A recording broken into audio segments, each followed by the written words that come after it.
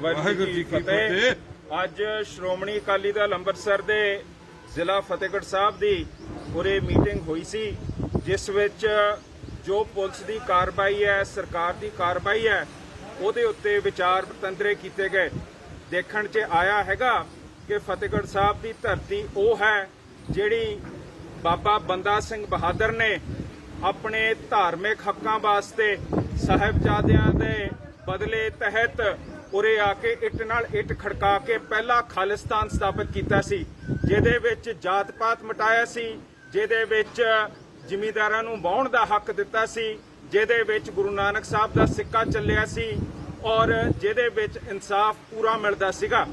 ਇਹ ਖਾਲਿਸਤਾਨ ਦੇ ਬਰਖਲਾਫ ਜੋ ਕਿ ਇਤਿਹਾਸਿਕ ਤੌਰ ਤੇ ਇਸ ਧਰਤੀ ਦੇ ਉੱਤੇ ਸਥਾਪਿਤ ਹੋਇਆ ਹੈ, ਬਹੁਤ ਫਿਰਕੂ ਅਨਸਰਾਂ ਨੇ ਜੋ ਮਨੂਵਾਦੀ ਸੋਚ ਰੱਖਦੇ ਆ, ਜਿਨ੍ਹਾਂ ਨੇ ਜਾਤ ਪਾਤ ਸਾਡੇ ਉੱਤੇ ਵਰਸਾਇਆ ਹੈ, ਜਿਨ੍ਹਾਂ ਦੇ ਧਾਰਮਿਕ ਸਥਾਨਾਂ ਦੇ ਉੱਤੇ ਹਜੇ ਵੀ ਬਾਹਮਣਵਾਦ ਸੋਚ ਚੱਲਦੀ ਹੈ, ਉਹਨਾਂ ਨੇ ਖਾਲਿਸਤਾਨ ਦੀ ਬਹੁਤ ਮਾੜੀ ਨਿੰਦਿਆ ਉਹਨਾਂ ਨੇ ਕੀਤੀ ਹੈ। ਬਾਰ-ਬਾਰ ਨਿੰਦਿਆ ਕਰਨ ਤੋਂ ਉਹਨਾਂ ਨੇ ਇੰਨਾ ਸਿੱਖਾਂ ਦੇ ਬਰਖਲਾਫ ਪ੍ਰਚਾਰ ਕੀਤਾ, ਪਰ ਸਰਕਾਰ ਨੇ ਇੱਕ ਵੀ ਐਕਸ਼ਨ ਨਹੀਂ ਲਿੱਤਾ। ਉਹਨਾਂ ਦੇ ਹੇਟ ਸਪੀਚ ਦੇ ਉੱਤੇ ਕੋਈ ਐਕਸ਼ਨ ਨਹੀਂ ਲਿੱਤਾ। ਅਖੀਰ 'ਚ ਜਾ ਕੇ ਜਿਹੜੇ ਗੁਰੂ ਘਰ ਦੇ ਨਾਲ, ਖਾਲਸਾ ਸੋਚ ਦੇ ਨਾਲ, ਖਾਲਿਸਤਾਨ ਦੇ ਨਾਲ ਪਿਆਰ ਕਰਦੇ ਸੀ, ਉਹਨਾਂ ਨੇ ਮਾਰਚ ਕੱਢਣ ਦਾ ਉੱਥੇ ਫੈਸਲਾ ਲਿੱਤਾ। ਮਾਰਚ ਸ਼ਾਂਤਮਈ ਰੂਪ 'ਚ ਨਿਕਲ ਰਿਹਾ ਸੀ। ਫੁਆਰਾ ਚੌਂਕ ਤੇ ਆ ਕੇ ਜਿਹੜੀ ਸ਼ਿਵ ਸੈਨਾ ਔਰ ਅਕਾਲੀ ਦਲ ਬਾਦਲ ਦੀ ਗੱਠਜੋੜ ਹੈ, ਉਹਨਾਂ ਦੇ ਜਿਹੜੇ ਨੁਮਾਇੰਦੇ ਹੈ, ਉਹਨਾਂ ਨੇ ਆ ਕੇ ਹਮਲਾ ਕੀਤਾ, ਜਾਨਲੇਵੇ ਹਮਲੇ ਕੀਤੇ ਔਰ ਜਿਹੜੇ ਸਿੱਖ ਆਪਣੀ ਜਾਨ ਬਚਾਉਣ ਵਾਸਤੇ ਉਹ ਹਮਲੇਵਾਰਾਂ ਨੂੰ ਪਿੱਛੇ ਕਰਨ ਗਏ, ਉਹਨਾਂ ਦੇ ਉੱਤੇ ਜਿਹੜੇ ਪੱਥਰ ਸੀਗੇ ਕਾਲੀ ਮਾਤਾ ਦੇ ਮੰਦਿਰ ਦੇ ਵਿੱਚ ਉਹਨਾਂ ਨੇ ਸਟੋਰ ਕੀਤੇ ਹੋਏ, ਉੱਥੋਂ ਪੱਥਰ ਸੁੱਟੇ ਗਏ, ਉੱਥੋਂ ਗੋਲੀਆਂ ਚੱਲੀਆਂ ਹੈਗੀਆਂ। ਇਹ ਸਾਜ਼ਿਸ਼ ਸੀਗੀ। ਇਹ ਸਾਜ਼ਿਸ਼ ਅਧੀਨ ਉੱਥੇ ਸਮੂਹ ਮੰਦਿਰ ਦੇ ਵਿੱਚ ਸੰਗਤ ਨੇ ਇਕੱਠੇ ਕੀਤੇ ਹੋਏ ਪੱਥਰ ਉੱਥੇ ਰੱਖ ਕੇ ਪੱਥਰਬਾਜ਼ੀ ਕੀਤੀ ਹੈ, ਗੋਲੀਆਂ ਚਲਾਈਆਂ, ਜੋ ਕਿ ਸਾਡੇ ਜਨਾਲੀ ਤੋਂ ਸਿੰਘ ਦੇ ਪੱਟ ਦੇ ਵਿੱਚ ਗੋਲੀ ਅੱਜ ਵੀ ਖੜੀ ਹੈਗੀ ਹੈ। ਸਾਧ ਸੰਗਤ ਜੀ, ਤੁਹਾਨੂੰ ਸਾਰਿਆਂ ਨੂੰ ਯਾਦ ਹੈ ਕਿ ਜਦ ਬਾਈਬਲ ਕਲਾਂ 'ਚ ਗੋਲੀ ਚੱਲੀ ਸੀ, ਉਹ ਗੋਲੀ ਜਿਹਦੇ ਉੱਤੇ ਗਰੂਵ ਬਣਦੇ ਹੈਗੇ ਆ, ਰਾਈਫਲ ਦੀ ਨਾਲੀ 'ਚੋਂ ਗਰੂਵ ਲੱਗਦੇ ਆ, ਉਹਦੇ ਨਾਲ ਪਤਾ ਲੱਗ ਜਾਂਦਾ ਕਿਹੜੀ ਰਾਈਫਲ ਤੋਂ ਗੋਲੀ ਨਿਕਲੀ ਹੈ। ਉਹ 2 ਸਾਲ ਉੱਥੇ ਫੋਰਟਿਸ ਹਸਪਤਾਲ ਤੇ ਰੱਖੀ ਗਈ ਸੀ ਔਰ ਉਹਦੀ ਟੈਂਪਰਿੰਗ ਕੀਤੀ ਗਈ ਸੀ। ਜਦ CSFL ਦੇ ਵਿੱਚ ਚੰਡੀਗੜ੍ਹ ਭੇਜੀ ਗਈ, ਉਹ ਟਰੇਸ ਨਹੀਂ ਹੋ ਸਕੀ ਗੋਲੀ, ਕਿਉਂਕਿ ਉੱਥੇ ਜਾ ਕੇ ਉਹ ਗੋਲੀ ਦੇ ਉੱਤੇ ਉਹਨਾਂ ਨੇ ਝਰੀਟਾਂ ਮਾਰ ਕੇ ਉਹਦੀ ਜਿਹੜੀ ਨਾਲੀ ਦੀ ਨਿਸ਼ਾਨੀ ਹੈ ਉਹ ਖਤਮ ਕਰਤੀ ਸੀਗੀ। ਉਹਦੀ ਇਨਵੈਸਟੀਗੇਸ਼ਨ ਵਾਸਤੇ ਰਣਜੀਤ ਸਿੰਘ ਕਮੇਟੀ ਨੇ ਆ ਜਿਹੜਾ ਹੁਣ ਛੀਨਾ IG ਹੈ ਉਹਦੀ ਜ਼ਿੰਮੇਵਾਰੀ ਲਈ ਸੀ, ਤੇ ਉਹ ਛੀਨੇ ਨੇ ਉਹ ਇਨਵੈਸਟੀਗੇਸ਼ਨ 'ਚ ਸਾਰਾ ਜਿਹੜਾ ਸਬੂਤ ਸੀ ਖੁਰਦ-ਬੁਰਦ ਕਰਤਾ ਔਰ ਸਿੱਖਾਂ ਦਾ ਜਿਹੜਾ ਸਬੂਤ ਸੀ ਉਹਨੂੰ ਖਤਮ ਕਰਕੇ ਉਹਨੇ ਅੱਜ ਤੱਕ ਵੀ ਸਾਨੂੰ ਇਨਸਾਫ ਨਹੀਂ ਦਿੱਤਾ।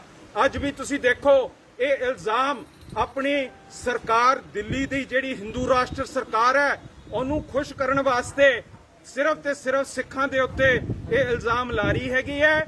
ਪਰ ਜਿਨ੍ਹਾਂ ਨੇ ਸਾਜ਼ਿਸ਼ ਅਧੀਨ ਇਕੱਠੇ ਕਰਕੇ ਪੱਥਰ, ਸਾਜ਼ਿਸ਼ ਅਧੀਨ ਗੋਲੀਆਂ ਮਾਰੀਆਂ, ਵੈਪਨ ਕਿੱਥੋਂ ਆਇਆ, ਉਹ ਬੁਲੇਟ ਕਿਉਂ CSFL 'ਚ ਕਿਉਂ ਨਹੀਂ ਭੇਜੀ ਜਾ ਰਹੀ, ਇਹ ਸਾਰਾ ਕੁਝ ਬਦਨਾਮ ਕਰਨ ਨੂੰ ਕਦੀ ਕਹਿ ਦਿੰਦੇ ਆ ਕਿ ਇਹ ਸਿੱਖਾਂ ਨੇ, ਮੈਨੂੰ ਦੱਸੋ ਅਸੀਂ ਕਿਹਨੂੰ ਮਾਰਿਆ, ਕਿਹਨੂੰ ਕੁੱਟਿਆ, ਸਾਡੇ ਬੰਦੇ ਫੱਟੜ ਹੋਏ ਆ, ਸਾਨੂੰ ਵੱਢਿਆ, ਮੰਦਿਰ ਤੋਂ ਬਾਹਰ ਨਿਕਲ ਕੇ ਉਹਨਾਂ ਨੇ ਸਾਡੇ ਤੇ ਹਮਲੇ ਕੀਤੇ ਹੈਗੇ ਆ, ਤੇ ਸਿਰਫ ਸਿੱਖਾਂ ਨੂੰ ਬਦਨਾਮ ਕਰਨ ਵਾਸਤੇ ਅੱਜ ਇਹ ਕੰਮ ਕੀਤਾ ਜਾ ਰਿਹਾ ਹੈਗਾ।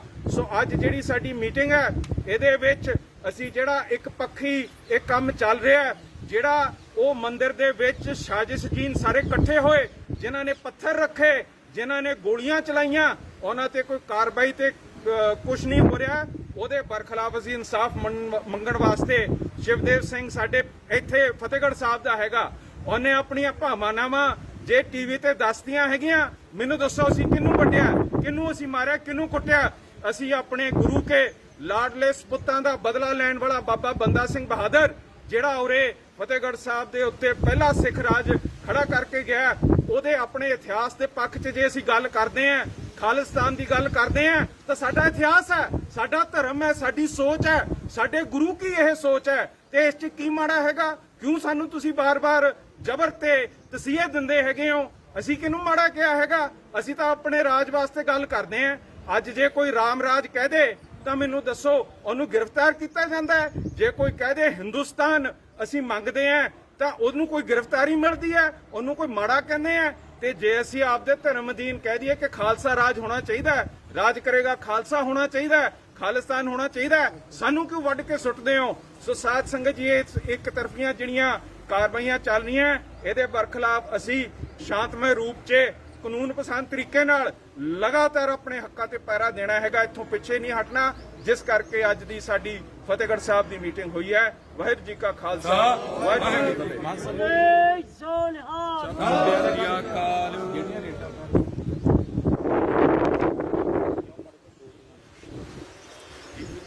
ਵਾਹਿਗੁਰੂ ਜੀ ਕਾ ਖਾਲਸਾ, ਵਾਹਿਗੁਰੂ ਜੀ ਕੀ ਫਤਿਹ।